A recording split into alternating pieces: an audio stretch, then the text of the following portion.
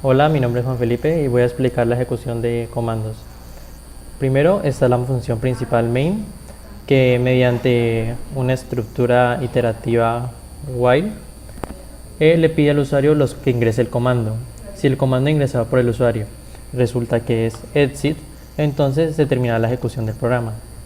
En caso contrario, utilizará la función for para hacer un llamado al sistema y crear un proceso de hijo, suponiendo que la variable RC, que es la que recibe el valor que retorna fork, da menor que 0 es porque es un error. Si RC es igual a 0, va a ejecutar el comando que se encuentra en el otro archivo .c. Execute command, que es la función que va a ejecutar el comando, primero va a revisar si el comando tiene pipes. En caso de que tenga pipes, pues va a ejecutar la función pipe function, que pues se va a encargar de la ejecución del comando ahí. En caso contrario, se va a revisar si está haciendo redireccionamiento. Si está haciendo redireccionamiento, en este caso, pues va a ejecutar las funciones necesarias para hacer la redirección. En caso contrario, pues simplemente va a ejecutar el comando pues normalmente. Hola, mi nombre es Melissa Fuentes. Voy a explicar la segunda parte del shell, la cual consiste en ejecutar comandos que reciben parámetros. Para esta parte tuvimos en cuenta que el usuario puede poner una cantidad indefinida de espacios entre el comando y el parámetro que recibe. Para esta parte creamos la función removeSpace. Esta recibe una cadena que es el comando que ejecuta el usuario y buff viene siendo un array que usaremos después. Creamos las variables token e index. Token va a ser el valor que retorne strtoc. strtoc recibe la cadena command y tenemos en cuenta el separador que vendría siendo el espacio en blanco. Aquí voy a hacer un pequeño ejemplo de cómo funciona strtoc. Entonces, tenemos esta cadena de prueba que la vamos a llamar command también. Tenemos la variable prueba que va a ser el valor que tenga strtoc. Entonces le vamos a pasar la cadena y el separador.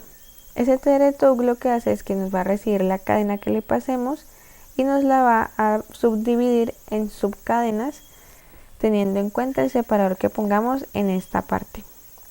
Entonces, al ejecutar esto, nos va a devolver únicamente la primera palabra. Para que nos devuelva las demás palabras hay que crear un bucle, que para este caso utilizamos un for. En este for la condición de parada es que prueba sea diferente de null. Aquí imprimimos el valor que tenga prueba en ese momento y le damos a la variable prueba un nuevo valor utilizando la función strtoc. Lo que pasa es que strtoc recuerda la cadena que le pasamos, que es command, y la primera palabra que retornó, la palabra que retornó antes, que fue demostración. Entonces ahora me va a recorrer toda la cadena. Entonces, como se puede ver, se recorre toda la cadena. Ahora volvemos a la función removeSpace. Vemos que aquí también se utiliza el for como bucle. Tenemos la misma condición de parada. Buff es nuestro array en donde vamos a ir almacenando los tokens, que son las palabras que están en la cadena command.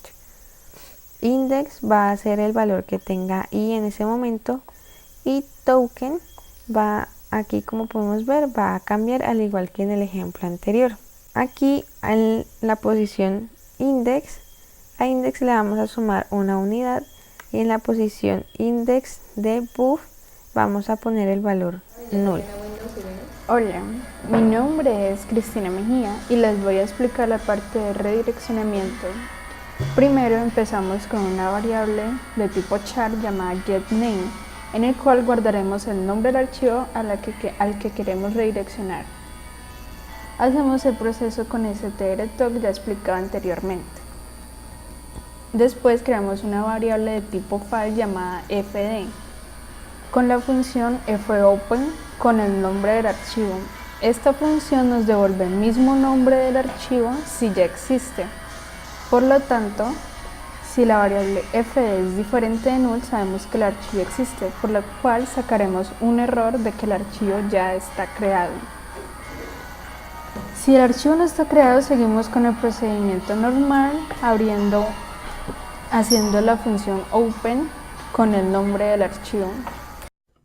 Hola, soy José Manuel San Clemente y vengo a explicar el manejo de los pipes del shell. El shell utiliza la función pipe function que recibe el comando ingresado por el usuario. Primero, el comando se divide en dos partes. Esta primera parte, que es lo que está antes del pipeline, y esta segunda parte, que es lo que está después del pipeline. Luego verificamos si en la segunda parte hay redirección o no. Aquí cogemos el comando y los parámetros de la primera parte y los guardamos en este primer arreglo. Creamos el pipe, creamos el fork. Dentro del proceso hijo, cerramos el extremo de lectura y abrimos el de escritura, para luego hacer la ejecución de la primera parte. Luego, en el padre, dada esta verificación, si hay redirección, entonces se ejecuta primero esta función. Luego, cogemos el comando y los parámetros de la segunda parte y los guardamos en este segundo arreglo. Cerramos el extremo de escritura, abrimos el de lectura y ejecutamos la segunda parte. Luego cerramos ambos extremos del pipe. Como primer ejemplo utilizaremos esta línea de comando donde primero se ejecutará ls y el resultado de ls lo usará wc como parámetro. Como podemos ver, este es el resultado de haber ejecutado este comando. Como segundo ejemplo, utilizaremos esta línea de comando de aquí, que al igual que en el ejemplo anterior, primero se ejecutará esta parte de aquí, el resultado lo usará wc como parámetro, y el resultado de wc se guardará en este archivo output.txt. Luego de haber creado este archivo, hacemos un cat al archivo y podemos ver que en su interior se encuentra el resultado de wc.